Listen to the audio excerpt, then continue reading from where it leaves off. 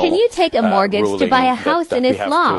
We have to deconstruct in order to arrive at a fair and reasonable answer that is practical for our modern times.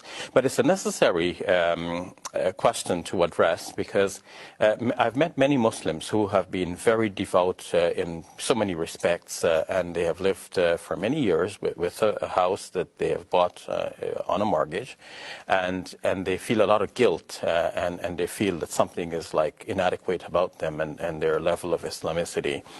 There are, of course, many Muslims who say, well, we're going to forget this rule and just go and do whatever yes, many we have Muslims to do that, yeah. Yes, and that, of course, is not a good attitude, because it means that basically we're throwing away what we know to be the religious ruling. We're just doing whatever we want, and the psychology of being a Muslim there is, you know, I don't know what's worse, living with the guilt, or you know, doing it and knowing that it's, or thinking that it's wrong. Thinking that it's wrong, but just giving up on it.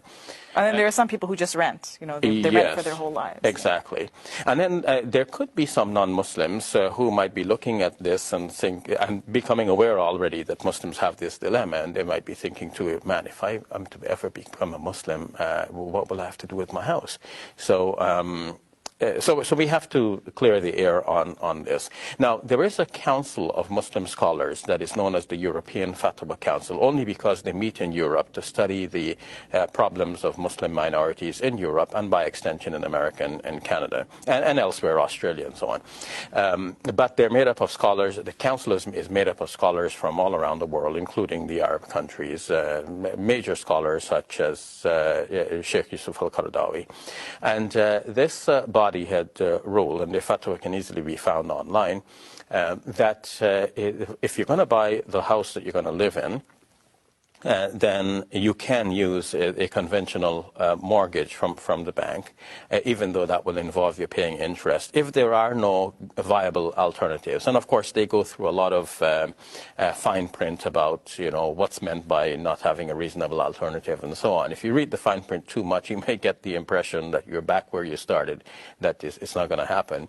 But if we take this in a reasonable way and analyze their arguments, why was it even possible for them to say that you could actually buy this house using the conventional mortgage? It's because they differentiate between the giving and taking of interest. Giving interest, they say, is, and it makes you an accessory to somebody taking it, and taking it is the thing that is absolutely haram or forbidden or prohibited in Islam.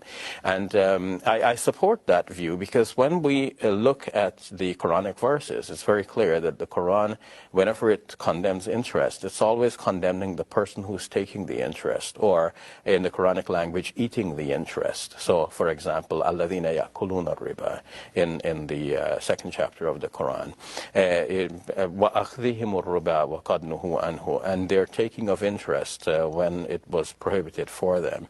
وَأَقْلِهِمْ الرِّبَا, their eating of interest and so on. وَأَقْلِهِمْ أَمْوَالَ النَّاسِ بِالْبَاطِلِ, their eating of the wealth of other people by, you know, improper means and so on. So it's always the taking and the eating of the interest, meaning eating here meaning that you get the money and you buy your food and you eat. So you're eating from the hard labor of other people who have had to borrow money for their needs and then work to pay it back off, plus the interest on top of that. It would seem then that when the Quran says that if you do not stop this, then be aware of a war from God and His Messenger, that would mean that the Quran is coming in the defense of people who are oppressed in society, oppressed especially in ancient times when the interest system could actually make a person